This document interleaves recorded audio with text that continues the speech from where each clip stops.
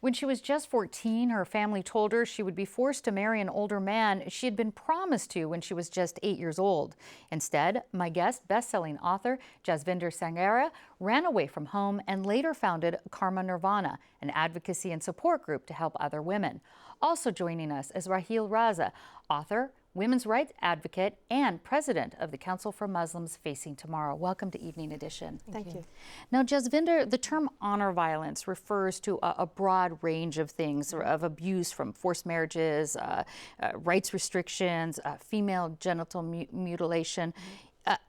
Why did you run away from your marriage or from getting married? Was it an abuse situation? Well, first and foremost, I was born in Britain and I did not want to marry a stranger. It was as simple as that for me. I'd watched this happen to my sisters at 15 years old when it was my turn. I said, no, I was born here in the UK. I want to go to school, educate myself and have aspirations and have the right to choose who I wanted to marry.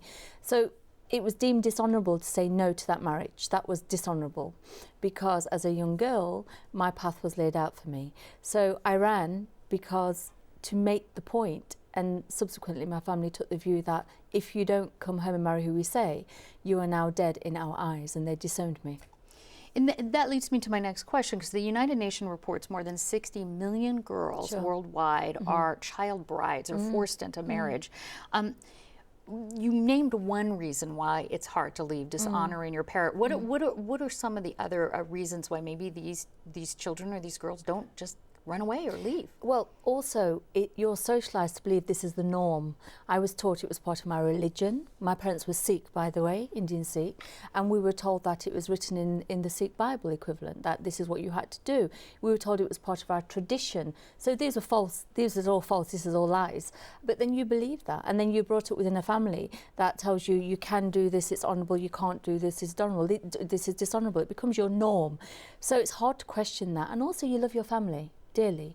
You don't want to go against them. You feel that you are betraying them by going against them. And also there's the risk. You are fearful for your life sometimes. So you stay opposed to having to face disownment and living life living over your shoulder. I want to talk to you, Raheel, a little bit about the research that you have found that basically links the rise of extremism to violence against women. How are these two situations linked? Well, the very fact that violence against women by itself is a form of extremism. So the issues that we have talked about in the documentary Honor Diaries, which is honor-based violence, is a form of extremism, but then you add to that religious extremism, which across the globe is on the rise in any community, and that plays into oppression of women.